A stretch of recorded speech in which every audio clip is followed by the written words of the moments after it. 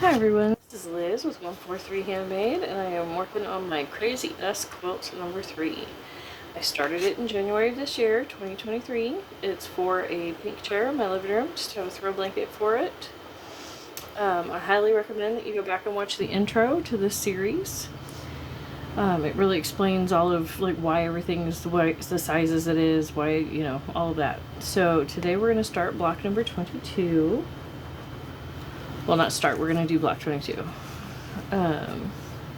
So here's my centerpiece. This one's kind of wonky, which is nice, but I want to make sure that I line it up to where none of my straights are with the straights that are going to be there.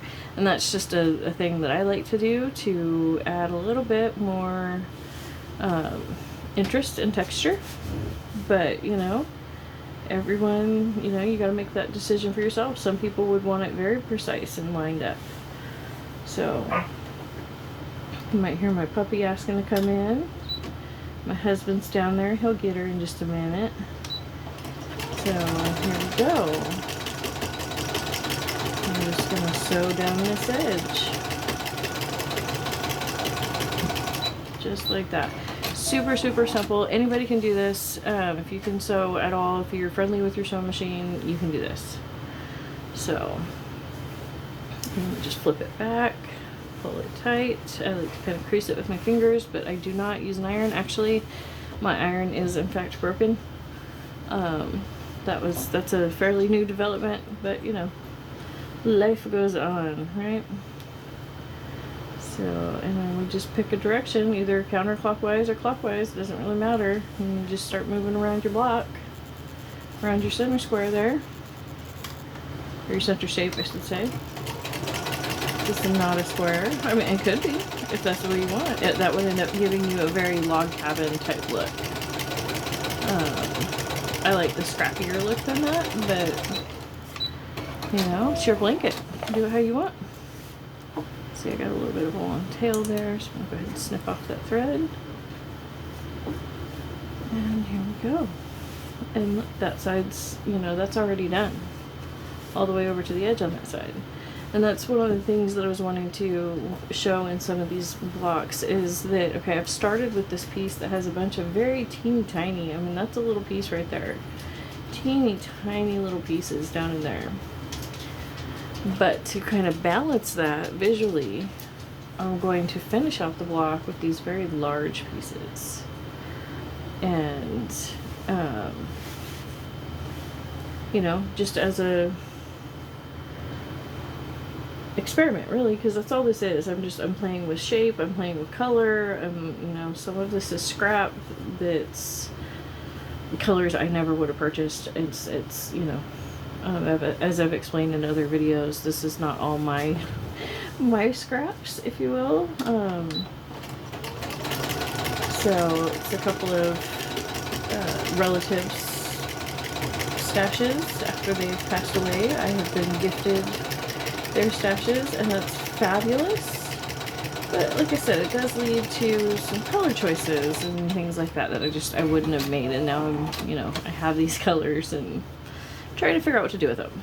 And so this gives me a way to play with that fabric and see what else I can do with those colors, because they aren't colors that I would choose.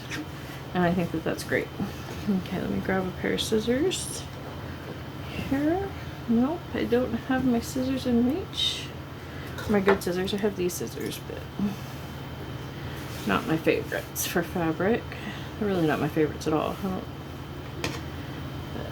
Anyways, I'm just going to snip off this extra long tail, and I'm going to snip this off, and I'm following this line because that's where that piece of fabric's going to go. And I am being generous, just because I don't like to come up short. I'd rather leave a little bit of extra that's going to be covered up. And I like heavy blankets, and so that just helps add a little bit of weight to it. Let's see. These scraps are from a quilt that I just finished. Very first one I ever hand stitched. It's for my son, and it was amazing, let me tell you. The quilting frame I did it on was terrible. It was terrible, terrible frame. But it did teach me a lot. I learned a lot about myself as far as a quilter, being a quilter, hand stitching, all that kind of stuff.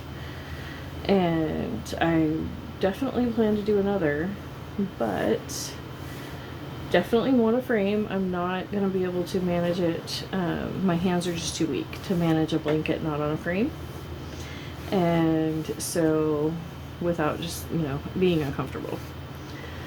It's definitely going to have to get another frame set up, which means that won't be happening, you know, like next weekend or anything. It's one of those. But I would love to do it again. I don't do a lot of traditional quilting, like, you know, because most quilting is done after you create a quilt sandwich, and then you do the quilting, and then you cut your edges, and you finish it off. You know, that's the typical order. I do more of this style where it's the quilt as you go. Let's see. It's the quilt as you go, or faux quilting, I've heard it referred to as.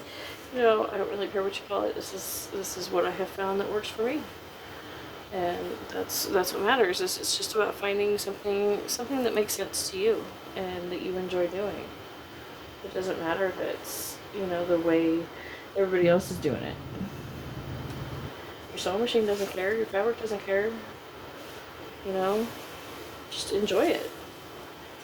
Do what makes you happy. Even if it's not, you know, your typical sewing. That does not matter. So, and I don't know, you might notice, I don't know if you can tell in this angle or not, but I do all of my stitching without a foot pedal. I've never really gotten comfortable with one, and I have a little bit of like hand-foot coordination issues. So, and plus with all the pets in the house, I'm always afraid that they're gonna, you know, run across it. And as somebody who has sewn their finger to a sewing machine, it's not an experience I want to repeat. So, just pulling my threads out of the seam there. I didn't realize this piece was quite that thready. There we go. Now they're all in the back. Pull that flat. Let me check this side. Where's my corner? There's my corner. So I just really just need a small piece. So let me see if I can find my corners. Yeah, see I have this whole stack of corners that I can just grab for these spots. And sometimes I just stack them on top and do the raw edge. And sometimes I go ahead and flip them, but I think on this one I'll go ahead and do the raw edge. Let me see where that corner is again.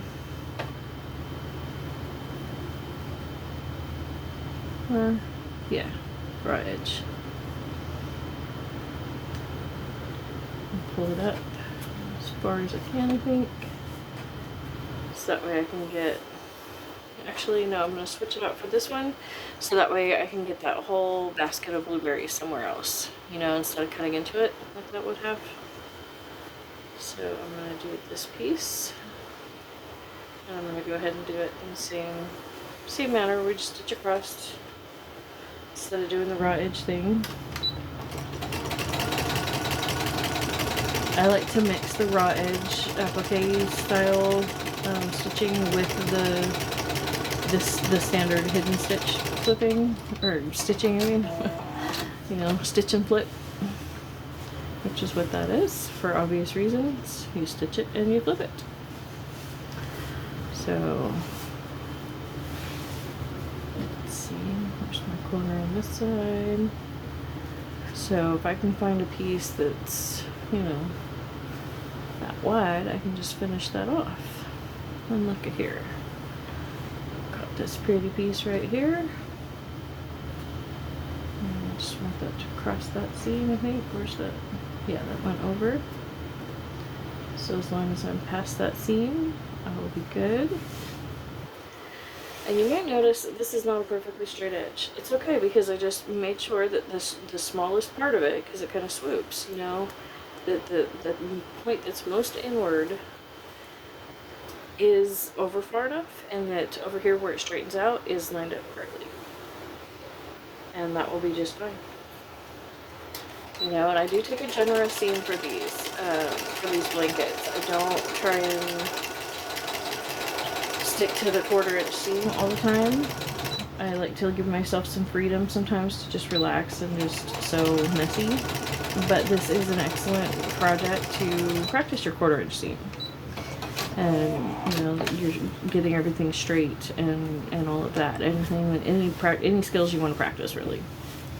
This is a great one to do it on. And here we go. We've got, let's see, is this corner covered? Yep, that corner's covered, that corner's covered, that corner's covered. We've got 3 out of our 4 corners covered now. Come over here, we just fold that over as if it seamed all the way out, you know, just so it sews correctly.